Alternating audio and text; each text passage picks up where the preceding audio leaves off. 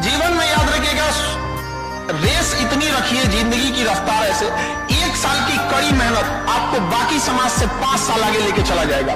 लेकिन यही 1 साल में अगर आपने मेहनत नहीं किया तो इतने पीछे जाएंगे कि रेस में फिर कभी आप आगे नहीं आ पाएंगे। तो ये जीवन बड़ा अनमोल होता है। विद्यार्थी जीवन ऐसा जीवन है जो आपको बाकियों से अलग कर देता है। इस उम्र में अगर आप समय को गंवाते हैं तो आप कहिए कि आप अमृत से अपना पांव धुल रहे हैं।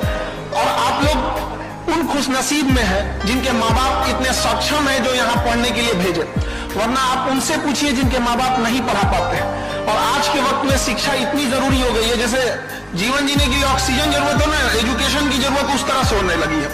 आपका बचपना भले गरीबी में बीते, लेकिन बाप का बुढ़ापा गरीबी में नहीं बीतना चाहिए। भले बाप आपको साइकिल न दिला पाए हो, लेकिन जब तक तुम्हारी जिंदगी खतरे में ना पड़ जाए किसी से उलझो मत।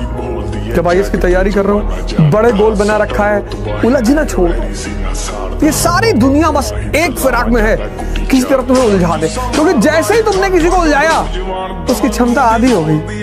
इसलिए कहते हैं जब तैयारी करो, प्रिपरेशन करो, तपस्या करो, कहीं अननोन प्लेस पे चले, ना तुम्हें कोई जाने ही ना, कोई डिस्टर्ब ही ना करे। 1 साल की बात होती।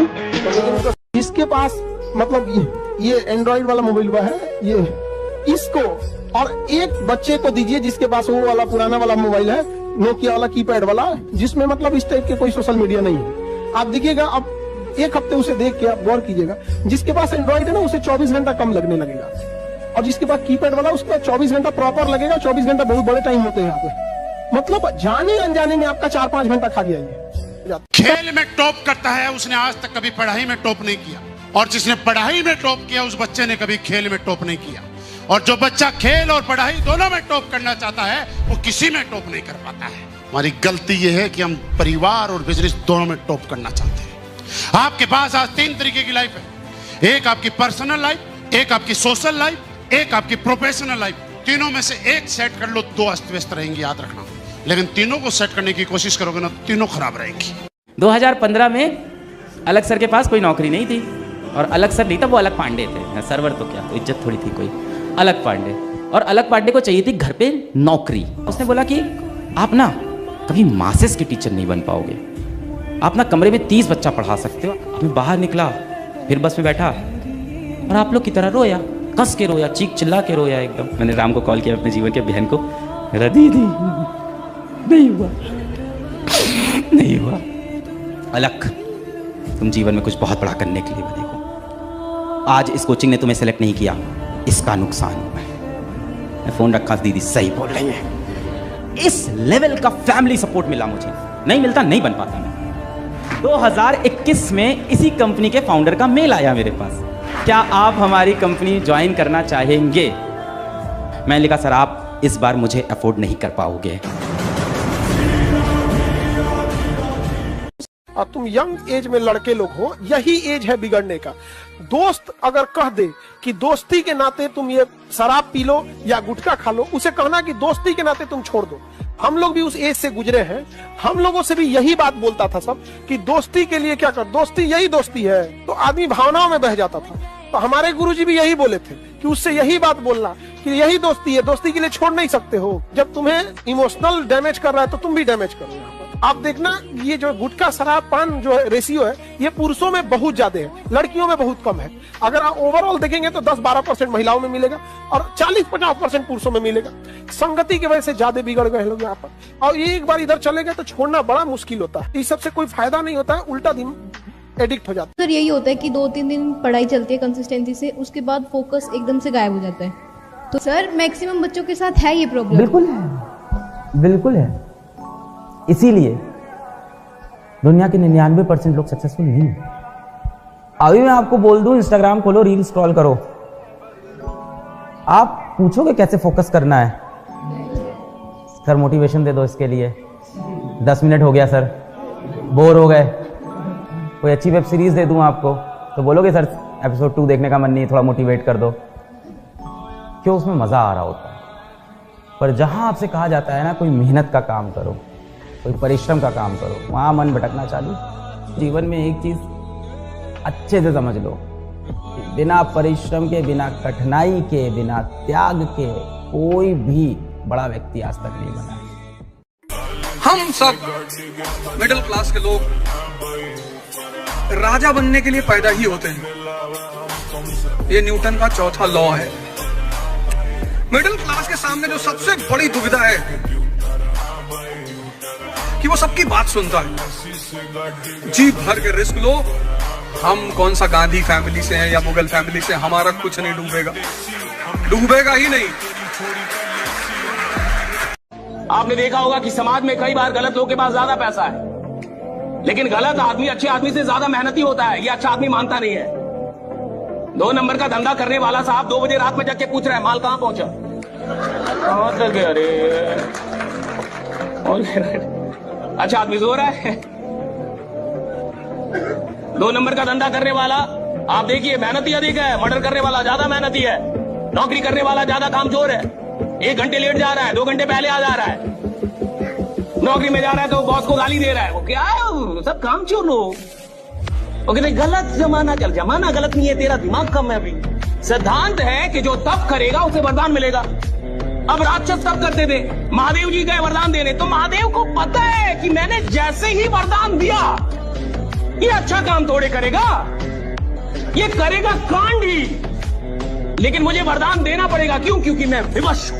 जो व्यक्ति समय की धारा के साथ बहता है ना, इतिहास उसको समय के साथ भुला देता है, और जो व्यक्ति समय की धारा को मोड़ देता है इतिहास में अमर हो जाता है। रख हौसला, वो मंजर भी आएगा, प्यासे के पास चल के समंदर भी आएगा। थक कर ना बैठ ए मंजिल के मुसाफिर, मंजिल भी मिलेगी और मिलने का मजा भी आएगा। दुनिया सफलता में बस एक चीज चाहिए, कहानी उन्हीं के ज्यादा नहीं, समय। आप जिसके पीछे समय दीजिए ना वो आपका होगा। अभी जो आपका है ना उसके पीछे समय दिए हैं, और जो आपका है ना उसका समय थोड़ा छीन के देखिए, समय मत दीजिए, देखिए वो किसी और का हो। अच्छे इंसान और अच्छी किताबें जल्दी समझ में नहीं आता है, वक्त लगाना पड़ता है, समझा गया? बहुत दूर तक जाना पड़ता है ये जानने के लिए कि करीब कौन था। पिताजी से कभी अकेले में बैठ के कहिएगा, पिताजी से आंख में आंख मिला के, कि पिताजी भरोसा कीजिए, आप हमें पढ़ने भेजे हैं, कभी आपका सर नीचे नहीं होने देंगे। समय आएगा जब लौटेंगे तो कामयाब होकर लौटेंगे, चौराहे पे आपका इज्जत बढ़ेगा। आप भले 1 साल लेट से तैयारी करो, लेकिन 1 साल लापरवाही मत करो। अपने आप से आज पूछ लो, अगर मन भटक रहा है इधर उधर, तो हम कहते हैं कि 1 साल तुम देर से ही चालू करो, लेकिन बीच से मत लौटो, क्योंकि आधे रास्ते से लौटने से बेटर है कि उसी रास्ते पे आगे चल दो, क्योंकि उतनी ही दूरी तय करनी पड़ेगी। लौट के आओगे तो खाली हाथ रहोगे, चल जाओगे तो मंजिल मिलेगी यहाँ पर। ऊपर वाला भी जब आपको बहुत बड़ा जिम्मेदारी देने वाला होता है ना, तो पहले सोचता है कि इसका थोड़ा सा टेस्ट कर ले। बहुत लोग टेस्टे में भाग जाते हैं, ए भगवान हमरा काहे लिए तुम मुसीबत लाया। चीजों से घबराना नहीं चाहिए किसी को। जिसके जिसके जीवन में कठिनाई आ रही है, आप समझिए कि आप एक सही रास्ते पे जा रहे हैं, क्योंकि वही रास्ता सफलता का है। और अगर आपके जीवन में कठिनाई नहीं आ रही है, आप गलत रास्ते पे हैं, क्योंकि सफलता का रास्ता बहुत कठिन होता है। पहले कहते हैं कि खाली हाथ आए थे, ठीक है खाली हाथ आए थे, लेकिन खाली हाथ जाना नहीं है। इस देश का ऋण चुका के जाना है, समाज को कुछ दे के जाना है, एक अच्छे सिद्धांत अच्छे कर्म को दे के जाना है। क्या कोई कह सकता है कि अब्दुल कलाम खाली हाथ गए थे? नहीं खाली हाथ गए थे। विवेकानंद खाली हाथ गए थे? अंबेडकर साहब खाली हाथ गए? नहीं गए। तो इस देश में हम खाली हाथ जरूर आए थे, लेकिन इस देश का कर्ज उतारना है, खाली हाथ लौटना नहीं है। और बुरा वक्त से कभी घबराना नहीं चाहिए, क्योंकि बुरा वक्त ही बताता है कि लोग क्या थे और हम क्या समझ रहे थे। जीवन में ना हमने किताबों से बहुत कम ही सीखा है।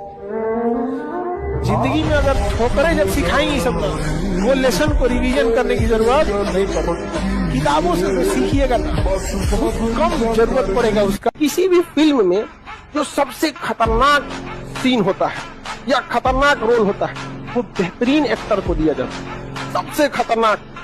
तो जीवन में अगर आपके साथ बहुत तकलीफ आ रही है, बहुत खतरनाक स्थिति में फंस गए हैं, तो समझिएगा कि आप बहुत खतरनाक हीरो हैं।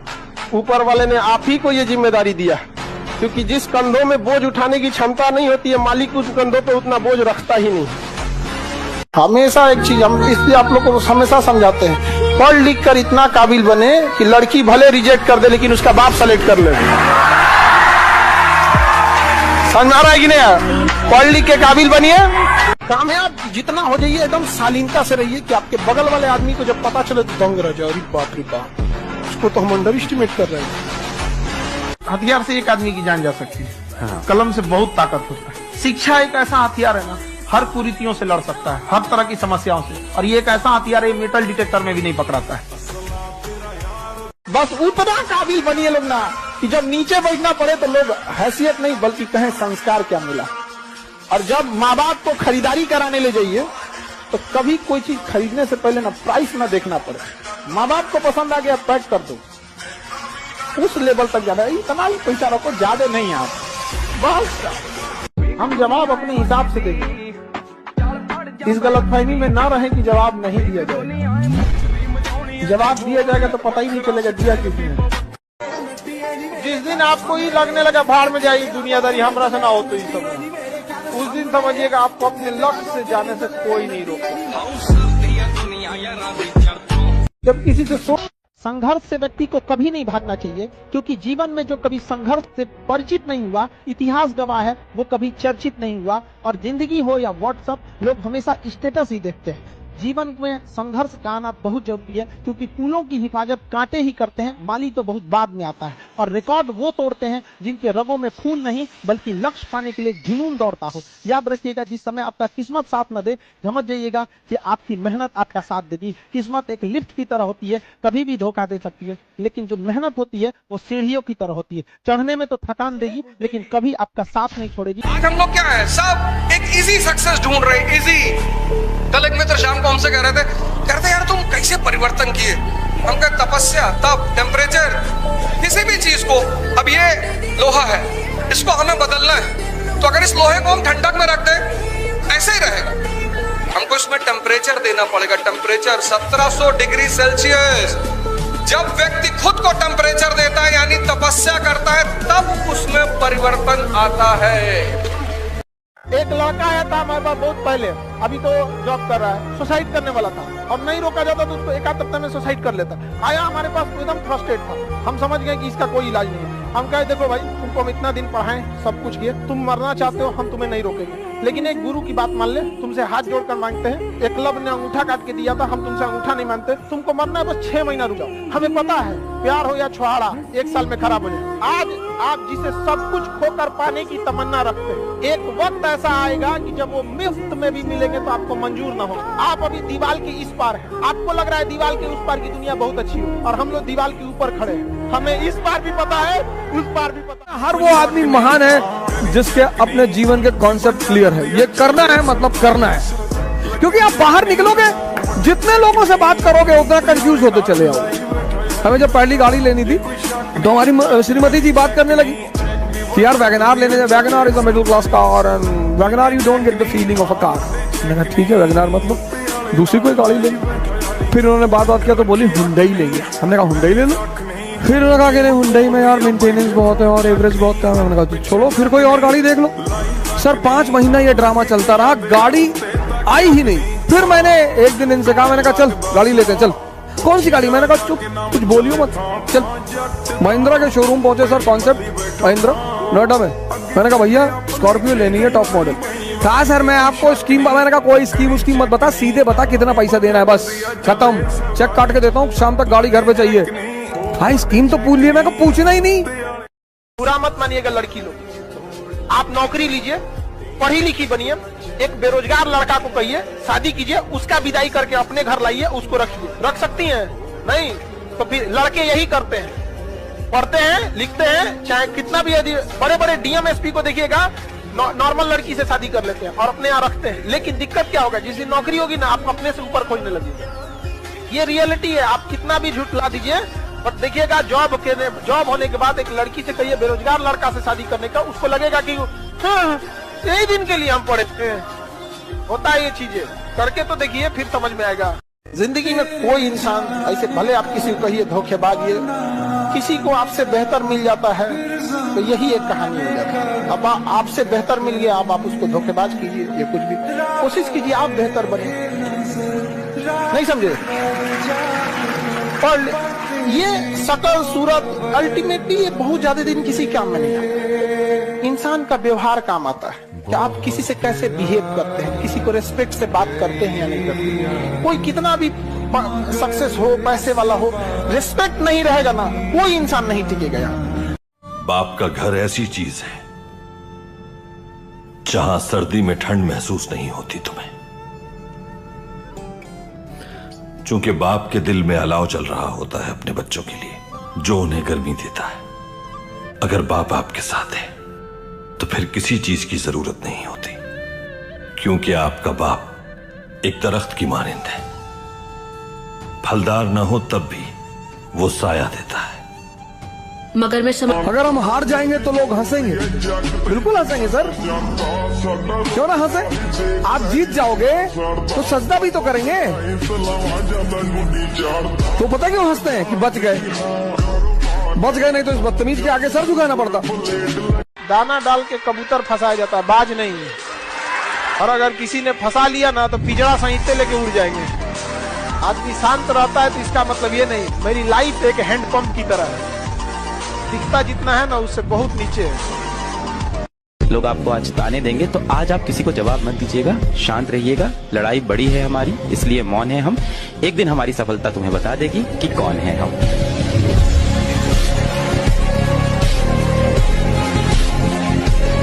हजारों की भीड़ में से मैं उभर कर आऊंगा, हजारों की भीड़ में से मैं उभर कर आऊंगा। मुझ में काबिलियत है, मैं करके दिखाऊंगा।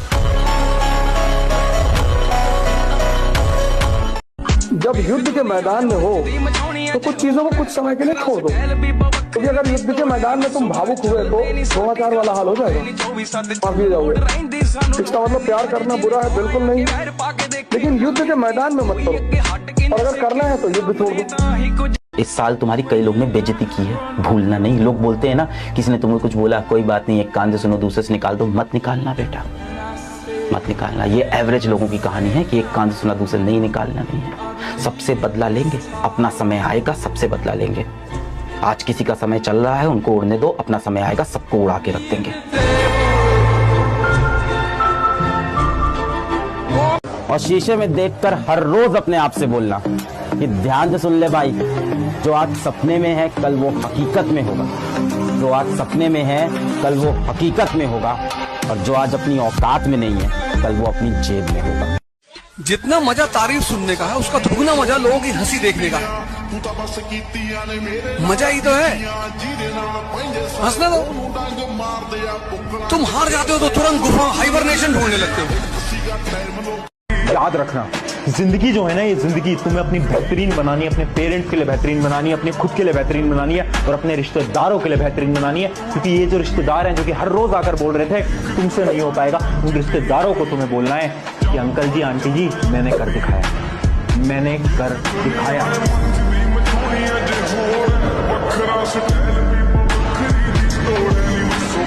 यहाँ जीतेगा वही जो शांत है, क्योंकि जब तुम शांत होते हो तो पूरी परिस्थिति का आकलन होता है तुमको। यही तो है पर्सनालिटी, और व्यक्तित्व तो है क्या। बस इतना करना है कि जब जब जिंदगी नीचे की तरफ जाए थोड़ा सा हौसला बना के रखिए। कुछ ही दिन की बात होती है, हर चीज कुछ ही दिन की होती है। बहुत अच्छे वक्त में और बहुत बुरे वक्त में एक ही वाक्य कॉमन याद रखिए, कुछ दिनों की बात है, ये वक्त गुजर जाएगा। इंडस्ट्री के लोगों से मेहनत करोगे तो जो भाग्य में नहीं लिखा वो तुम्हें लात मार के नीचे गिरा देगा। लाख प्रयास करो, तुम्हें उठने ही नहीं देगा भाग्य। अगर भाग्य में लिखा है तो कोई प्रयास न करो, वो अपने आप मिल जाएगा। अन मांगे आगे आवे को, जो पर लागे पल को। लेकिन भाग्य को रौंद करके और नए भाग्य की रचना एक कर्म से नहीं होती, भजन से होती है। और कहते हैं कि हैसियत भी आसमान जैसी होनी चाहिए, क्योंकि जमीन कितनी भी महंगी हो कोई ना कोई खरीद ही लेता है।